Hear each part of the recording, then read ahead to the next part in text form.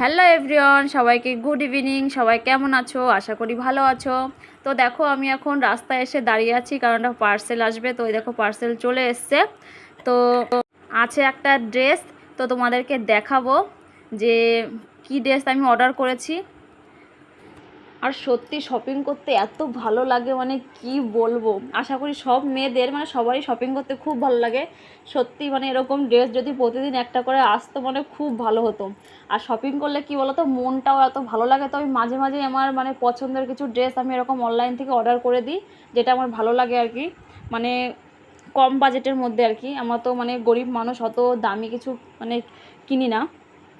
তো যাই হোক, দেখো ড্রেসটা হচ্ছে লাল কালারের, আর হচ্ছে সাদা সুতোর কাজ করা।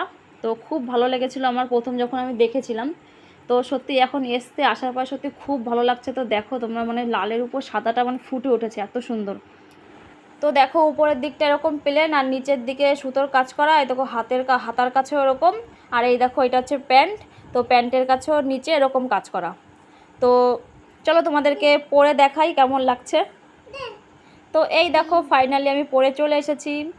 তো কেমন লাগছে বলো, ড্রেসটা কেমন লাগছে, আর আমাকে পরে কেমন লাগছে তোমার সেটা বলো। আমার তো খুব পছন্দ হয়েছে, সত্যি আমার মানে এত পছন্দ হয়েছে কি বলবো। তো আমাকে কেমন লাগছে ড্রেসটা পরে তোমরা অবশ্যই জানিও।